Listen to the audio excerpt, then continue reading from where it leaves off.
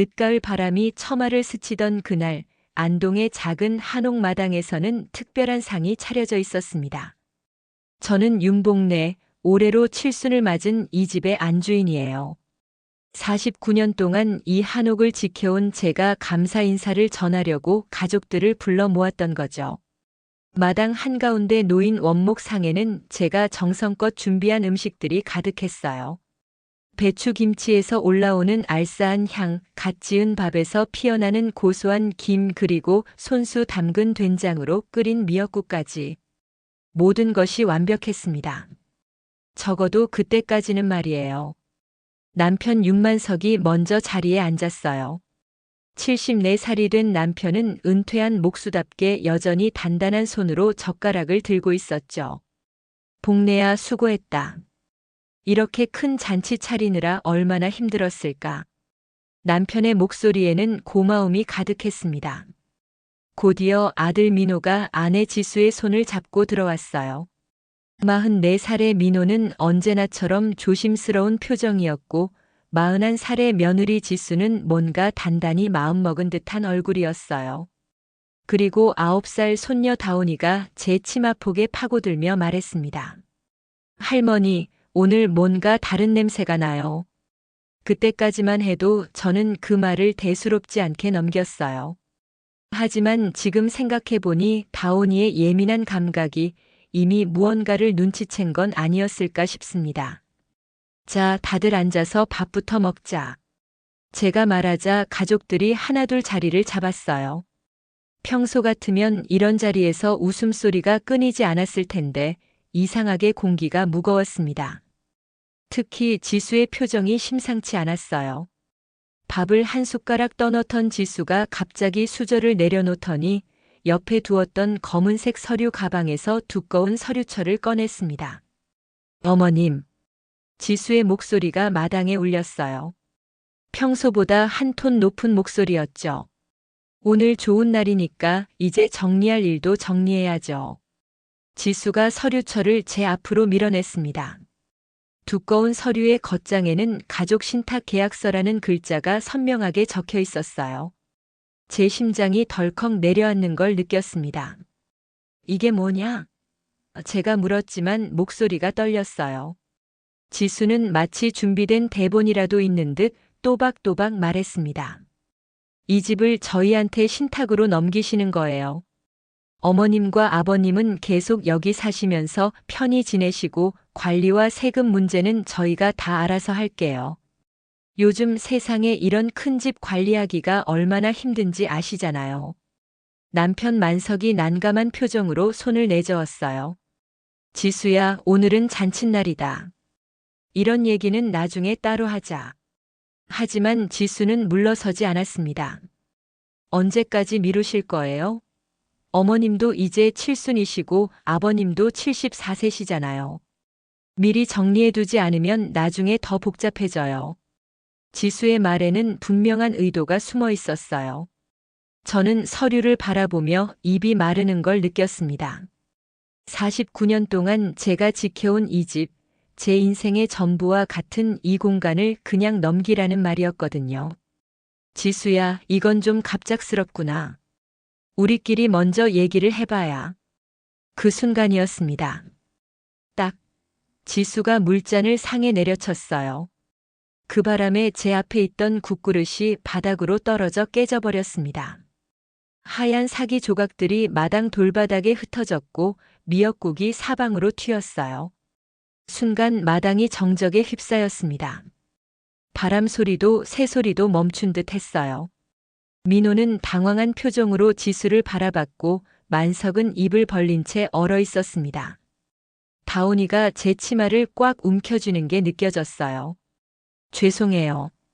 지수가 말했지만 그 목소리에는 미안함이 전혀 없었어요. 오히려 당연하다는 듯한 톤이었죠.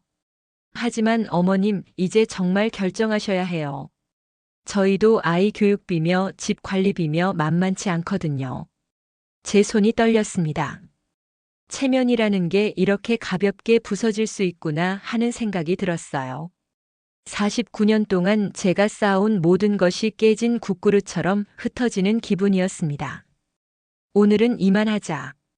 만석이 겨우 입을 열었어요. 하지만 그 목소리에는 힘이 없었습니다. 지수는 만족한 듯 고개를 끄덕이며 서류철을 다시 챙겼어요. 생각해 보시고 연락 주세요. 시간이 많지 않으니까요. 지수의 마지막 말이 제 가슴을 찔렀습니다. 협박이었어요. 분명한 협박이었습니다. 그렇게 제 칠순 감사 상차림은 깨진 국그릇과 함께 엉망이 되어버렸어요. 가족들이 하나둘 자리를 뜨고 나서도 저는 한동안 그 자리에 앉아 있었습니다. 깨진 사기 조각들을 바라보며 제 마음도 그렇게 산산조각 났다는 걸 느꼈거든요. 밤이 깊어졌습니다. 마당에서 들려오는 풍경 소리가 가늘게 울리는 가운데 저는 홀로 등잔을 켜고 앉아 있었어요. 깨진 국그릇 조각들은 치웠지만 마음속 상처는 그대로였습니다. 49년 동안 이 집을 지켜온 제가 하루아침에 쫓겨날 처지가 되다니요. 남편 만석은 벌써 잠자리에 들었어요. 평소보다 일찍 방으로 들어가더니 한마디 말도 없었습니다. 아마 오늘 일로 많이 상심했을 거예요. 체면을 중시하는 남편에게 며느리가 저렇게 나오는 건 견디기 힘든 일이었을 테니까요. 저는 김치 냉장고에서 들려오는 모터 소리를 들으며 생각에 잠겼습니다. 지수의 말이 계속 머릿속을 맴돌았어요. 이제 정리하실 때 시간이 많지 않으니까요.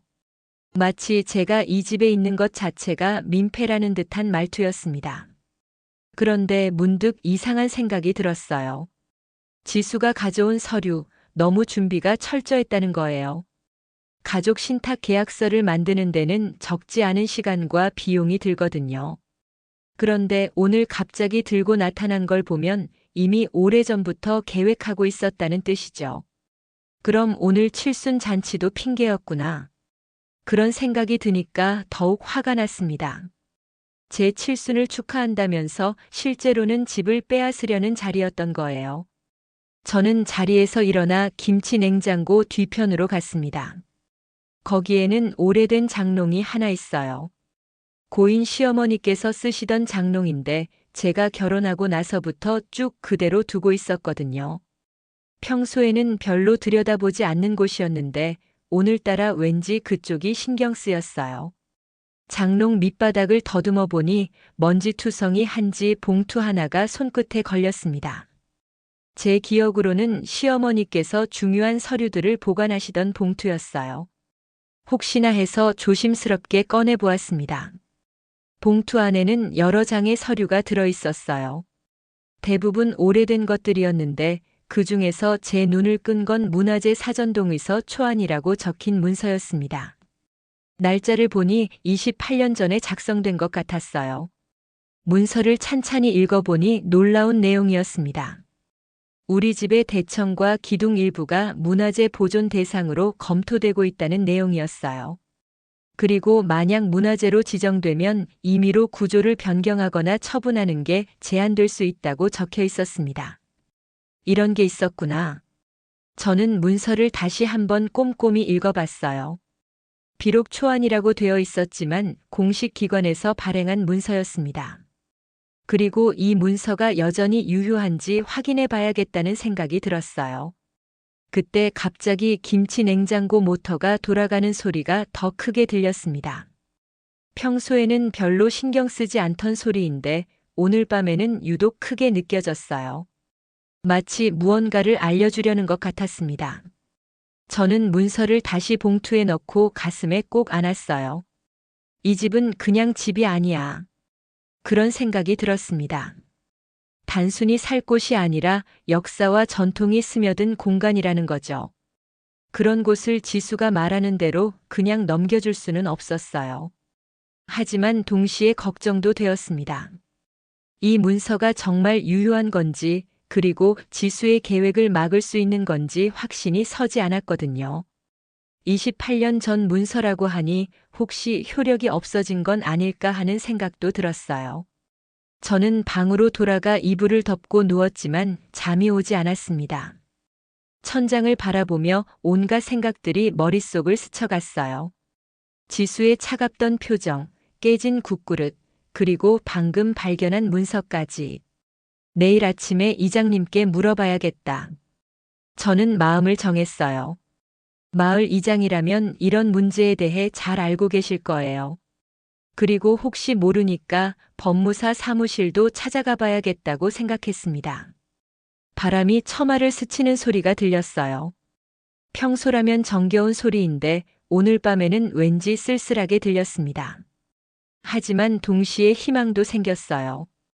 이 집을 지킬 수 있는 방법이 있을지도 모른다는 희망 말이에요. 새벽녘까지 뒤척이다가 겨우 잠이 들었습니다. 꿈속에서도 계속 문서를 읽고 있었어요. 그 문서가 제게 무언가 중요한 메시지를 전하려는 것 같았습니다. 포기하지 마라, 싸울 수 있는 방법이 있다고 말하는 것 같았어요. 아침이 밝자마자 저는 일어나 문서를 다시 확인했습니다. 어젯밤 꿈이 아니었어요. 분명히 거기 있었고 분명히 희망이 될 수 있는 문서였습니다. 이제 이 문서가 정말 효력이 있는지 확인해 볼 차례였어요. 아침 일찍 남편에게는 장 보러 간다고 하고 집을 나섰습니다. 실제로는 마을 이장님을 먼저 찾아갈 생각이었어요. 이장님이라면 우리 동네 문화재 관련 일들을 누구보다 잘 알고 계실 테니까요. 이장님 댁은 우리 집에서 걸어서 10분 거리에 있었습니다. 가는 길에 마주치는 이웃분들이 복내야 어디 가느냐? 고 물으시면 잠깐 볼 일이 있어서요라고 대답했어요. 아직은 아무에게도 말할 수 없는 일이었거든요. 이장님은 마당에서 감나무 가지치기를 하고 계셨어요. 어머, 복래 씨 웬일이야?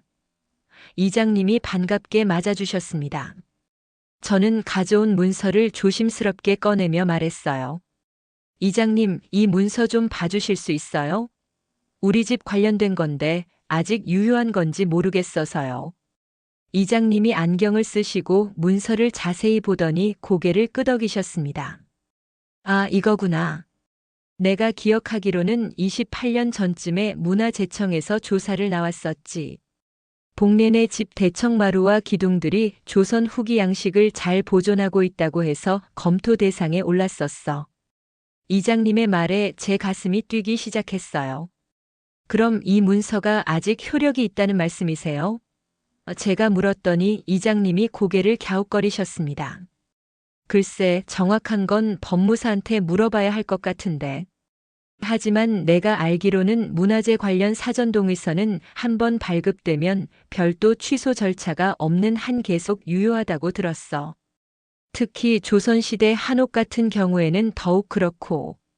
이장님의 말에 희망이 생겼습니다. 하지만 확실하게 하려면 전문가의 의견을 들어야 했어요.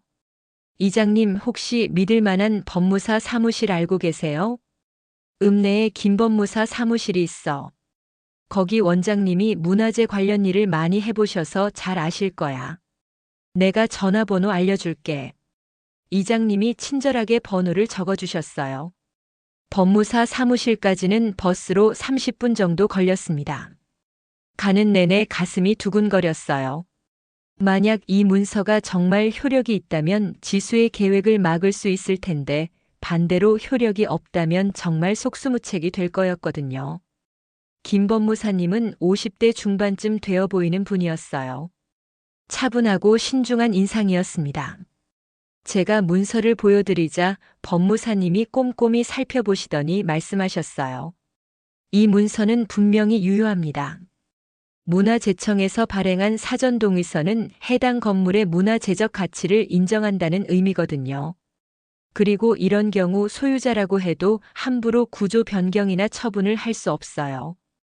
그럼 가족 신탁 같은 것도 못한다는 말씀인가요? 제가 물었더니 법무사님이 고개를 끄덕이셨습니다. 물론입니다. 특히 문화재 사전동의서가 있는 건물의 경우 신탁이나 매매를 하려면 반드시 문화재청의 별도 승인을 받아야 해요. 그리고 그 과정에서 현재 거주자의 동의도 필요하고요. 법무사님의 설명을 들으니 가슴이 후련해졌습니다. 지수가 아무리 계약서를 들고 와도 이 문서가 있는 한 함부로 집을 넘겨받을 수는 없다는 거였어요. 한 가지 더 물어볼 게 있는데요. 저는 용기를 내어 말했습니다. 혹시 상대방이 이미 공증을 받았다고 하면 어떻게 되나요? 법무사님이 의아한 표정을 지으시더니 말씀하셨어요. 공증이요? 무슨 공증 말씀이신가요? 문화재 사전 동의서가 있는 건물은 아무리 공증을 받아도 문화재청 승인 없이는 소유권 이전이 불가능합니다. 그 순간 법무사 사무실 문이 열리며 젊은 남자가 들어왔어요.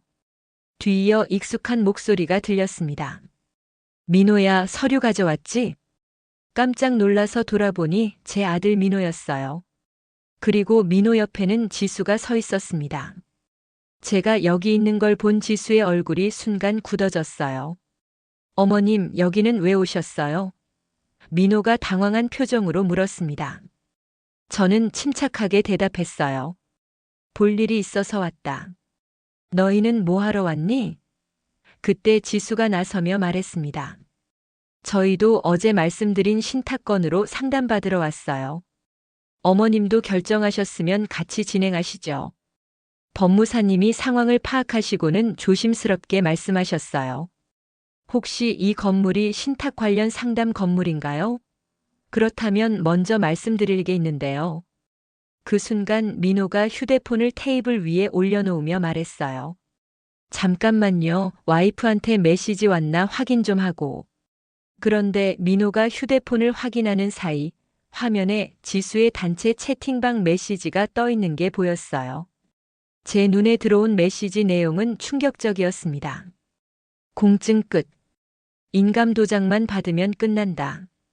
시아버지는 내가 모시고 가서 받음. 그리고 그 아래에는 어차피 늙은이들이 뭘 알겠어. 우리가 알아서 처리하자는 메시지까지 있었어요. 제 손이 떨렸습니다. 하지만 이번에는 두려움이 아니라 분노 때문이었어요. 지수가 이미 공증까지 맞춰놓고 저희는 속인 채 인감 도장만 받으려고 했다는 거였거든요. 민호야. 제가 조용히 말했어요. 내 휴대폰 화면 좀 보자. 민호가 당황해서 휴대폰을 숨기려 했지만 이미 늦었어요. 저는 이미 다 봤거든요. 법무사님이 분위기를 느끼시고는 말씀하셨어요. 일단 문화재 사전 동의서 건부터 정리하시는 게 좋겠습니다. 이 문서가 있는 한 어떤 신탁이나 소유권 이전도 불가능하니까요. 지수의 얼굴이 하얗게 변했어요. 아마 처음 듣는 얘기였을 거예요. 저는 마음속으로 조용히 다짐했습니다. 이제 끝까지 가보자. 더 이상 당하고만 있지는 않겠다. 법무사 사무실에서 돌아오는 길, 지수와 민호는 먼저 차로 가버렸어요. 저는 혼자 버스를 타고 집으로 향했습니다. 창밖 풍경을 바라보며 오늘 있었던 일들을 되짚어 봤어요. 지수의 단체 채팅방 메시지가 계속 머릿속에 맴돌았습니다. 공증 끝. 인감 도장만 받으면 끝난다. 그 말이 얼마나 치밀한 계획이었는지 이제야 알겠더라고요. 저희가 모르는 사이에 이미 모든 준비를 끝내놓고 마지막에 인감 도장만 받아서 일을 마무리하려던 거였어요. 집에 도착하니 남편 만석이 마당에서 깨진 국그릇 조각을 줍고 있었어요. 어디 갔다 왔나? 남편이 물었지만 저는 아직 말할 때가 아니라고 생각했어요. 일단 더 확실한 증거를 확보해야 했거든요. 장 보러 갔다가 이장님 댁에도 들렀어요. 거짓말은 아니었어요. 다만 전부를 말하지 않았을 뿐이죠. 남편은 고개를 끄덕이며 계속 청소를 했습니다. 저녁 무렵 예상대로 지수와 민호가 다시 찾아왔어요. 이번에는 손녀 다운이도 함께였습니다. 아마 오늘 법무사 사무실에서 있었던 일 때문에 서둘러 온 것 같았어요. 어머님, 아버님. 지수가 평소보다 더 정중한 목소리로 말했어요. 오늘 법무사님 말씀을 들어보니 생각보다 복잡한 일이네요. 그래도 방법이 없는 건 아니라고 하시더라고요. 저는 지수가 무슨 말을 할지 궁금했어요. 분명히 새로운 계획을 세워왔을 거예요. 어떤 방법이 있다는 거냐? 남편이 물었습니다. 문화재청에 별도 신청을 하면 된다고 하세요. 시간은 좀 걸리지만 불가능한 건 아니래요. 그리고 그 과정에서 어머님과 아버님의 생활권도 충분히 보장받을 수 있다고 하고요. 지수의 말은 그럴듯했지만 저는 믿을 수 없었어요. 오늘 법무사님께서 말씀하신 내용과는 다른 얘기였거든요. 게다가 지수가 이미 공증까지 맞춰놓은 상황에서 하는 말이라 더욱 의심스러웠어요. 그런데 말이야. 저는 조심스럽게 입을 열었어요. 오늘 민호 휴대폰에서 본 메시지는 뭐였니? 순간 공기가 얼어붙었습니다. 민호는 당황한 표정으로 지수를 바라봤고 지수는 잠시 말을 잃었어요. 하지만 곧 태연한 표정을 지으며 말했습니다. 아, 그거요? 친구들하고 농담으로 주고받은 거예요. 요즘 젊은 사람들은 그런 식으로 대화해요. 너무 심각하게 받아들이지 마세요. 농담이라고요? 저는 화가 치밀어 올랐지만 참았어요. 대신 다른 방법을 생각해 봤습니다. 오늘 본 메시지를 증거로 남겨둘 방법이 있을까 하고 말이에요. 그때 다온이가 제 옆으로 와서 말했어요. 할머니, 엄마가 어제 전화로 큰 소리 내는 거 들었어요. 할머니 집 얘기하면서 빨리 정리해야 한다고 했어요. 순간 모든 시선이 다온에게 집중됐어요. 지수의 얼굴이 순간 굳어졌습니다. 다온아, 애들은 어른 얘기에 끼어들면 안 된다고 했지? 하지만 다온이는 물러서지 않았어요. 할머니한테는 말해도 되잖아요. 할머니 집인데. 9살 아이의 순수한 말이 상황의 본질을 꿰뚫고 있었어요. 저는 다온이를 안아주며 말했어요. 그래, 다온아. 할머니한테 얘기해줘서 고마워. 그리고 지수를 바라보며 말했습니다. 농담이라고 하셨는데 아이가 들은 전화 내용도 농담이었나요? 지수가 말문이 막혔어요.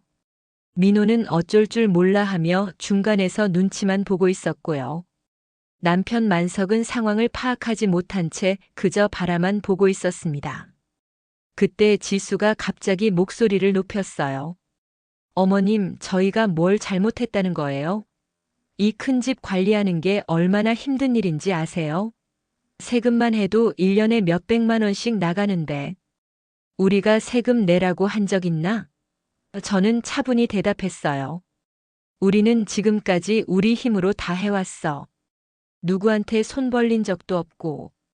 그러니까 이제 저희가 도와드리겠다는 거잖아요. 지수의 목소리가 더 커졌어요. 어머님들은 편히 계시고 복잡한 일은 저희가 다 처리하겠다는 건데 뭐가 문제예요? 그 순간 저는 깨달았어요. 지수에게는 이 집이 그냥 관리해야 할 자산일 뿐이라는 걸 말이에요. 49년 동안 제가 이 집에서 살아온 시간, 이곳의 스민 추억들, 그런 건 전혀 중요하지 않다는 거였어요. 지수야. 저는 조용히 말했어요. 너는 이 집을 돈으로만 보는구나. 그럼 뭘로 봐야 해요? 집은 집이잖아요. 감정만으로는 세금도 못 내고 수리비도 못 내요. 지수의 대답에 저는 더 이상 할 말이 없었어요. 이웃집에서 개가 짖는 소리가 들렸어요. 평소라면 시끄럽다고 생각했을 텐데 오늘은 왠지 제 마음을 대변해 주는 것 같았습니다. 저도 짖고 싶었어요. 분노와 서러움을 토해내고 싶었어요. 하지만 참았습니다. 대신 마음속으로 다짐했어요. 더 이상 당하고만 있지는 않겠다. 분명히 방법이 있을 거야. 오늘 법무사님께서 해주신 말씀을 기억하며 제가 할 수 있는 일들을 하나씩 생각해 봤어요. 밤이 깊어가자 지수와 민호가 돌아갔어요. 떠나면서 지수가 말했습니다. 어머님, 너무 고집부리지 마세요. 결국 저희 말이 맞을 거예요. 그 말이 제 마음에 불을 질렀어요. 하지만 겉으로는 아무 말도 하지 않았습니다. 대신 계획을 세우기 시작했어요. 이제 정말 본격적으로 맞서 싸울 때가 왔다는 걸 느꼈거든요. 그날 밤 잠이 오지 않아 뒤척이다가 새벽 4시쯤 일어났습니다. 어제 지수와 나눈 대화가 계속 머릿속을 맴돌았어요. 결국 저희 말이 맞을 거예요 라는 지수의 마지막 말이 특히 귀에 걸렸습니다. 저는 부엌으로 가서 따뜻한 물을 한 잔 마시며 생각을 정리했어요. 지금까지는 지수의 계획을 막는 것에만 집중했는데 이제는 좀 더 적극적으로 대응해야 할 때가 온 것 같았습니다. 문득 거울 앞에 선 제 모습이 보였어요. 칠순이 된 할머니, 49년 동안 이 집을 지켜온 여자. 하지만 어제 지수 앞에서는 그저 약한 할머니였을 뿐이었죠. 이래서는 안 되겠다. 저는 마음을 다잡았습니다. 거울을 보며 혼자 말해봤어요. 복래야, 넌 지금까지 이 집을 지켜왔어. 포기할 때가 아니야. 목소리는 떨렸지만 의지는 확고했습니다. 그런데 문득 다른 생각이 들었어요. 만약 제가 지금 당장 지수의 계획을 폭로한다면 어떻게 될까요? 남편 만석은 충격을 받을 거예요. 아들 민호는 아내와 어머니 사이에서 더욱 곤란해질 거고요. 그리고 손녀 다운이도 가족이 싸우는 모습을 봐야 할 거예요. 너무 성급하게 행동하면 안 되겠다. 저는 신중하게 계획을 세워야 한다고 생각했어요. 지수를 막는 것도 중요하지만 가족들이 다치지 않도록 하는 것도 중요했거든요. 아침이 되자 남편이 일어났어요. 일찍 일어났네. 남편이 말하자 저는 대답했습니다. 잠이 안 와서요. 요즘 걱정이 많아서 그런가 봐요. 뭐가 걱정이야? 지수가 우리 걱정해서 하는 얘기인데. 남편의 말에 저는 씁쓸했어요. 남편은 아직도 지수의 진짜 의도를 모르고 있었거든요. 여보, 만약에 말이에요. 저는 조심스럽게 물어봤어요. 누군가 우리 몰래 집 관련해서 뭔가를 진행하고 있다면 어떻게 하실 거예요? 남편이 고개를 갸웃거렸어요. 무슨 소리야? 우리 집인데 우리 몰래 뭘 할 수 있겠어? 저는 더 이상 말하지 않았어요. 남편에게는 아직 때가 아니었습니다. 확실한 증거를 가지고 얘기해야 남편도 믿을 거예요.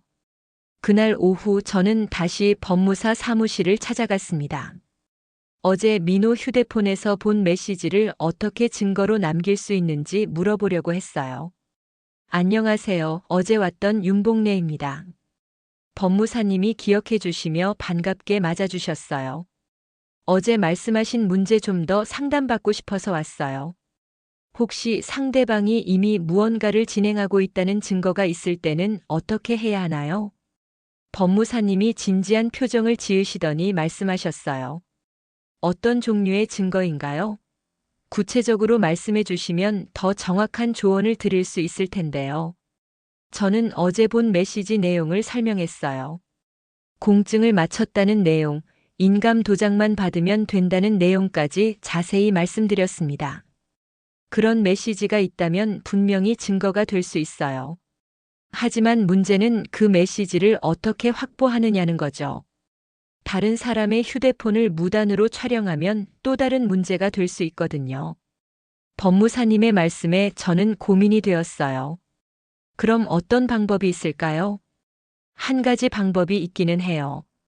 만약 상대방이 그런 내용을 공개적으로 인정한다면 그 순간을 녹음하거나 증인을 세우는 거죠. 특히 법정에서는 공개적인 자백이 중요한 증거가 될 수 있어요. 공개적인 자백이라. 저는 생각해 봤어요. 지수가 언제 자신의 계획을 공개적으로 말할 수 있을까요? 그리고 또 하나. 법무사님이 덧붙이셨어요.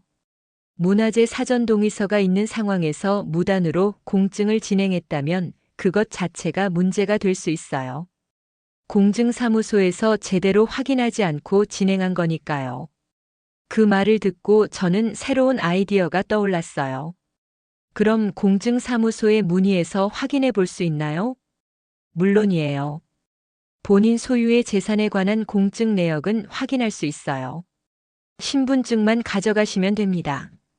법무사 사무실을 나오며 저는 계획을 세웠어요. 먼저 공증사무소에 가서 정말로 지수가 공증을 받았는지 확인해 보겠습니다. 그리고 만약 정말 공증을 받았다면 그것이 문화재 사전 동의서 없이 진행된 불법적인 것임을 증명해 보겠어요. 집으로 돌아오는 길에 거울에 비친 제 모습을 다시 봤어요. 이번에는 확신에 찬 표정이었습니다. 집은 재산 대장이 아니라 우리가 살아낸 시간이다. 저는 혼자 중얼거렸어요. 그 말이 맞았어요. 이 집은 단순한 부동산이 아니라 제 인생 그 자체였거든요. 49년 동안 웃고 울었던 공간, 아이를 키우고 가족을 돌봤던 공간. 그런 곳을 돈 때문에 포기할 수는 없었어요. 하지만 동시에 조심스러웠어요. 성급하게 행동해서 가족들이 상처받는 건 원하지 않았거든요. 특히 남편과 손녀가 상처받는 건 견딜 수 없었어요. 타이밍이 중요해. 저는 마음속으로 다짐했어요. 적절한 때에 적절한 방법으로 진실을 드러내야 했습니다. 그리고 그때까지는 더 많은 증거를 수집해야 했어요. 그날 밤 저는 오랫동안 거울 앞에 서서 연습했어요. 지수와 대면했을 때 해야 할 말들을 차근차근 준비했습니다. 더 이상 당황하거나 위축되지 않기 위해서였어요. 지수야, 현실 얘기를 하자고 했지? 그래, 하자. 거울 속 제 모습이 점점 더 당당해 보였어요. 이제 정말 준비가 되어 가고 있었습니다. 다음 날 아침 저는 신분증을 챙기고 읍내 공증사무소로 향했습니다. 버스 안에서 가슴이 두근거렸어요. 만약 정말로 지수가 공증을 받았다면, 그리고 그것이 불법적인 절차였다면 어떻게 될까 하는 생각 때문이었죠. 공증사무소는 법무사 사무실 근처에 있었어요. 작은 건물이었지만 정식 간판이 걸려 있어 믿을만해 보였습니다. 들어가자 50대쯤 되어 보이는 여직원이 친절하게 맞아주었어요. 무엇을 도와드릴까요? 직원이 물었습니다. 저는 떨리는 목소리로 말했어요. 제 집과 관련해서 최근에 공증받은 내역이 있는지 확인하고 싶어요. 신분증을 내밀며 집 주소도 함께 알려드렸습니다. 직원이 컴퓨터를 확인하더니 고개를 끄덕였어요. 네, 있네요. 일주일 전에 가족 신탁 관련해서 공증받으신 내역이 있어요. 그런데 이상하네요. 뭐가 이상한가요? 저는 긴장하며 물었습니다. 보통 이런 경우에는 소유자 본인이 직접 오셔야 하는데 이번에는 며느리분이 대리인으로 오셨더라고요. 위임장을 가져오셔서 진행했어요. 제 머리가 하얗게 변하는 기분이었어요. 정말로 지수가 공증을 받았다는 거였어요. 그것도 제가 모르는 사이에 위임장까지 위조해서 말이에요. 혹시 그 위임장 확인해 볼 수 있을까요? 저는 떨리는 목소리로 물었습니다. 직원이 서류를 꺼내 보더니 의아한 표정을 지었어요. 이 서명. 지금 신분증상의 서명과 좀 다른 것 같은데요. 저는 서명을 확인해 봤어요. 분명히 제 이름이었지만 제가 쓴 글씨가 아니었습니다. 비슷하게 흉내낸 것 같았지만 자세히 보면 확연히 달랐어요. 이건 제가 쓴 서명이 아니에요. 저는 단호하게 말했습니다. 저는 이런 위임장을 작성한 적이 없어요. 직원의 얼굴이 심각해졌어요. 그럼 이건 위조된 서류라는 말씀이신가요? 이런 경우에는 즉시 공증 효력을 정지시켜야 해요. 네, 정지시켜 주세요. 그리고 이 서류들을 복사해서 가져갈 수 있을까요? 증거로 필요해요. 직원이 바로 조치를 취해 주었어요. 공증 효력 정지 처리와 함께 관련 서류들을 복사해 주었습니다. 또한 공증 무효 확인서라는 공식 문서도 발급해 주었어요. 공증사무소를 나오며 저는 복잡한 기분이었어요. 한편으로는 지수의 계획을 막을 수 있다는 안도감이 들었지만 다른 한편으로는 며느리가 이런 일을 저질렀다는 사실이 충격적이었어요. 이제 확실한 증거가 생겼으니 법무사님께 다시 상담받아야겠다고 생각했어요.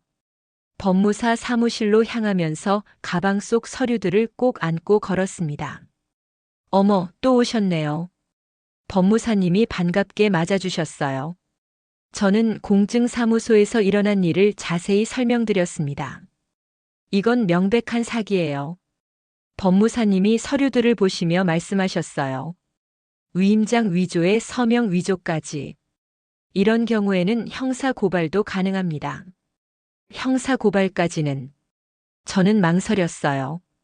아무리 지수가 잘못했다고 해도 가족인데 그렇게까지 할 수는 없었거든요.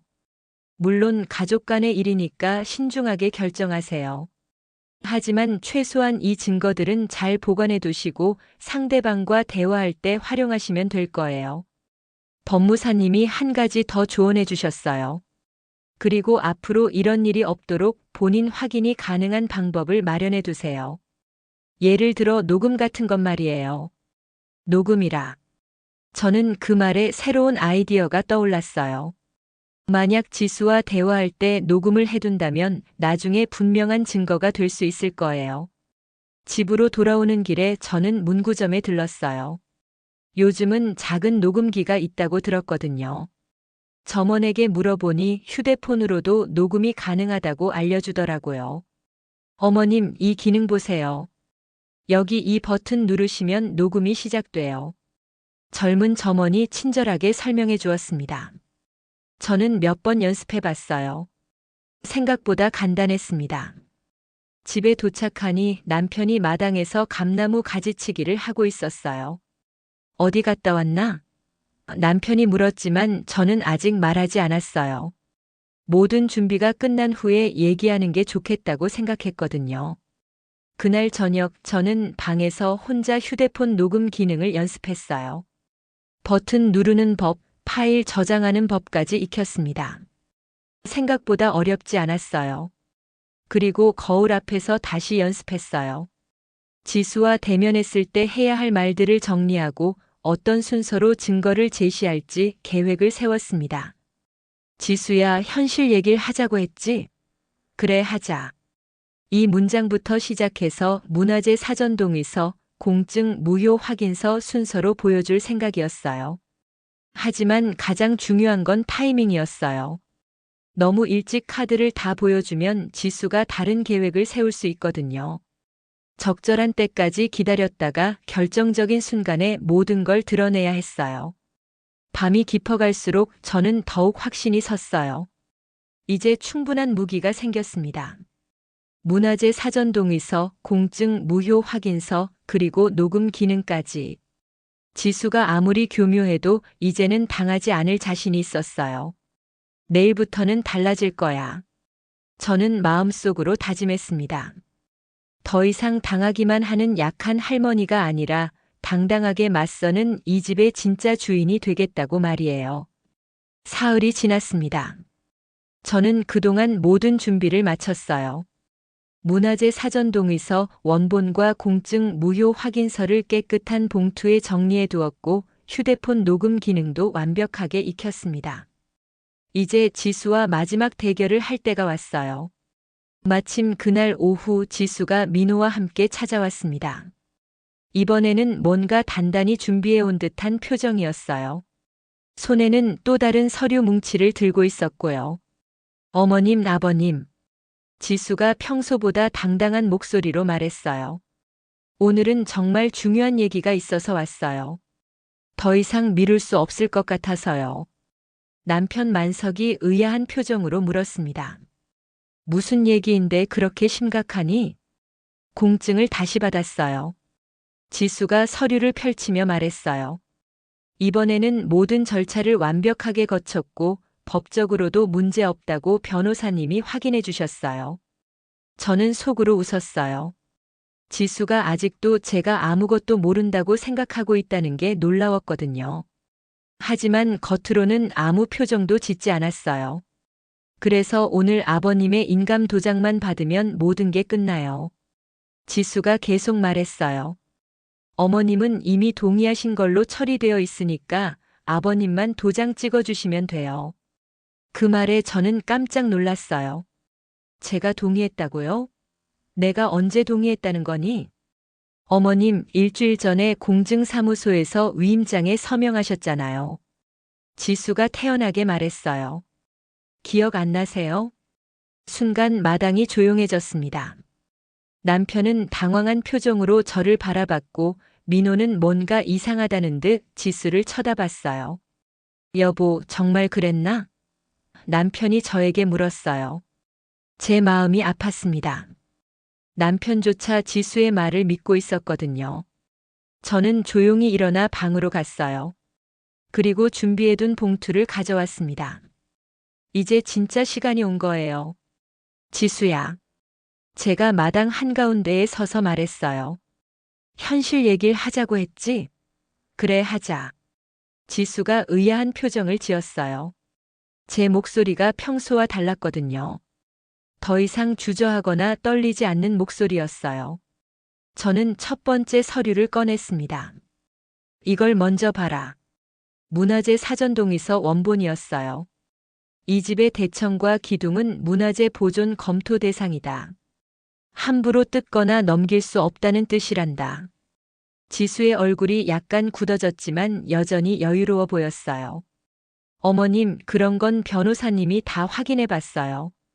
검토 대상일 뿐이지 확정된 건 아니래요. 신탁으로 넘기는 것도 문제 없다고 하시더라고요. 저는 고개를 저었습니다. 정말 그럴까? 그리고 휴대폰을 꺼내 녹음 버튼을 눌렀어요. 이제부터는 모든 대화가 기록될 거예요. 그럼 내가 일주일 전에 공증받았다는 그 서류 한번 봐보자. 저는 손을 내밀었어요. 지수가 당황하며 말했어요. 왜요? 어머님이 서명하신 건데. 내가 서명했는지 확인해보고 싶어서 그런다. 저는 단호하게 말했어요. 민호가 끼어들었어요. 엄마, 뭔가 이상해. 엄마가 공증사무소에 간 적이 있나? 그때 지수가 갑자기 목소리를 높였어요. 뭐가 이상해? 어머님이 직접 가서 하신 일인데. 하지만 목소리에 떨림이 있었어요. 저는 두 번째 서류를 꺼냈습니다. 공증 무효 확인서였어요. 지수야, 이게 뭔지 아니? 지수가 서류를 보자 얼굴이 하얗게 변했어요. 에이, 이게 뭐예요? 공증사무소에서 발급받은 무효 확인서다. 저는 차분히 말했어요. 내가 위조한 위임장으로 받은 공증은 이미 무효 처리됐다. 순간 마당이 완전히 조용해졌어요. 바람 소리도 멈춘 듯 했습니다. 지수는 말을 잃고 서류만 바라보고 있었어요. 그리고 이것도 들어봐라. 저는 휴대폰으로 법무사님과 통화를 걸었어요. 미리 약속해둔 통화였어요. 법무사님, 복례입니다. 지난번 확인해주신 문화재 사전동의서와 공증 무효건, 지금 가족들 앞에서 다시 한번 확인해 주실 수 있나요? 스피커폰으로 법무사님의 목소리가 또렷하게 들렸어요. 네, 윤복래님. 해당 건물은 문화재 사전동의서가 유효한 상태이고 일주일 전 공증은 위조된 위임장으로 진행되어 현재 무효 처리된 상태입니다. 지수의 어깨가 눈에 띄게 주저앉았어요. 민호는 충격받은 표정으로 아내를 바라봤고 남편 만석은 상황을 이해하지 못한 채 저를 쳐다봤어요. 법무사님, 한 가지 더요. 저는 계속 말했어요. 만약 이런 위조 행위가 발각되면 어떤 처벌을 받게 되나요? 사문서 위조와 사기죄로 형사처벌 대상이 됩니다. 다만 가족 간의 일이므로 합의하에 해결하시는 것도 가능하고요. 통화를 끊고 저는 지수를 바라봤어요. 이제 지수는 완전히 기가 죽어 있었어요. 지수야. 저는 마지막 카드를 꺼냈어요. 그리고 이것도 있다. 생활자 사용대차 합의서였어요. 남편과 제가 이 집에서 생전에 거주할 권리를 보장하는 문서였죠. 우린 이 집에서 살 권리가 있다. 존엄이 늙을 권리가 있다고. 제 목소리가 마당에 울렸어요. 지수가 드디어 고개를 숙였어요. 죄송해요. 작은 목소리였지만 분명히 들렸어요. 하지만 저는 바로 용서하지 않았어요. 대신 침묵으로 답했습니다. 왜냐하면 오늘 제가 되찾은 건 집이 아니라 품격이었으니까요. 그리고 품격은 싸게 건네줄 수도 쉽게 탕감할 수도 없는 것이었거든요. 그날 이후로 며칠이 흘렀습니다. 지수는 더 이상 집 이야기를 꺼내지 않았어요. 아니, 아예 우리 집에 오지 않았습니다. 민호만 가끔씩 혼자 와서 엄마 미안해요라는 말을 남기고 갔죠. 남편 만석은 그날 일 이후로 많이 충격을 받은 것 같았어요. 내가 너무 순진했나? 하며 자책하는 모습을 보이기도 했습니다. 저는 남편에게 말했어요. 여보, 가족을 믿는 게 잘못은 아니에요. 다만 이제는 좀 더 신중해야겠죠. 일주일쯤 지났을 때 손녀 다운이가 혼자 놀러 왔어요. 9살 아이가 혼자 버스를 타고 온 거예요. 할머니, 보고 싶었어요. 다운이가 제 품에 안기며 말했습니다. 다운아, 엄마 아빠는 뭐라고 하시더냐? 저는 걱정스럽게 물었어요. 엄마는 할머니한테 미안하다고 하면서 울었어요. 아빠도 할머니 집에 못 가겠다고 하고요. 그래서 내가 혼자 왔어요. 다운이의 말에 제 마음이 아팠어요. 가족이 이렇게 흩어지는 건 원하지 않았거든요. 지수를 벌주고 싶었던 게 아니라 그저 제 자리를 지키고 싶었을 뿐이었는데 말이에요. 할머니. 다운이가 제 치마를 잡아당기며 물었어요. 이 집은 왜 이렇게 좋은 냄새가 나요? 저는 웃으며 대답했어요. 나무 냄새지. 사람이 살았다는 냄새야. 사람이 살았다는 냄새요? 다운이가 고개를 갸웃거렸어요. 그래. 이 집에는 할머니가 49년 동안 살면서 만든 추억들이 스며 있어. 기쁠 때도 있었고, 슬플 때도 있었고, 걱정될 때도 있었지. 그런 모든 감정들이 이 나무에 스며든 거야. 다운이가 기둥을 만지며 말했어요. 그럼 이 기둥도 할머니의 마음을 알고 있는 거네요? 그런 것 같다. 저는 다운이의 머리를 쓰다듬었어요. 그래서 할머니는 이 집을 지키고 싶었던 거야. 돈 때문이 아니라 이 모든 추억들 때문에. 그 순간 대문 소리가 났어요. 누군가 들어오는 소리였습니다. 돌아보니 민호와 지수가 함께 서 있었어요. 지수는 평소와 달리 수수한 옷을 입고 있었고 표정도 많이 달라져 있었어요. 어머님. 지수가 조심스럽게 다가와서 무릎을 꿇었어요. 정말 죄송합니다. 변명의 여지가 없어요. 저는 지수를 바라봤어요. 진심으로 뉘우치는 것 같았지만 여전히 조심스러웠어요. 일어나라. 무릎 꿇을 일까지야. 아니에요. 지수가 고개를 저었어요. 제가 정말 큰 잘못을 했어요. 어머님을 속이고 서류까지 위조하고. 생각해보니 제가 미쳤었던 것 같아요. 민호도 옆에서 말했어요. 엄마, 저도 정말 죄송해요. 제가 중간에서 제대로 못했어요. 아내 편만 들고 엄마 마음은 헤아리지 못했어요. 저는 두 사람을 바라보며 복잡한 심정이었어요. 화가 났던 것도 사실이지만 가족이 이렇게 무너지는 것도 원하지 않았거든요. 지수야. 저는 조용히 말했어요. 내가 왜 그런 일을 했는지 이유는 알겠다.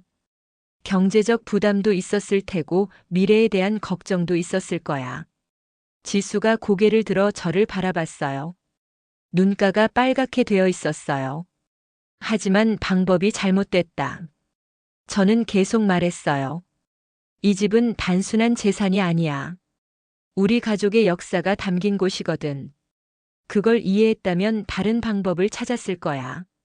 어머님 말씀이 맞아요. 지수가 울먹이며 말했어요. 저는 집을 돈으로만 봤어요. 어머님께서 이 집에서 살아오신 시간들, 그 의미를 전혀 생각하지 못했어요.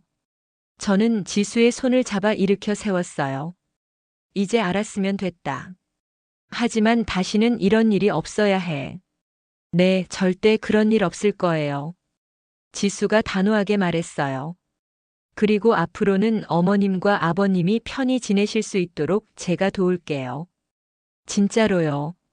그날 저녁 오랜만에 가족이 모두 함께 식사를 했어요. 예전만큼 자연스럽지는 않았지만 그래도 한 식탁에 둘러앉아 밥을 먹을 수 있다는 게 감사했어요.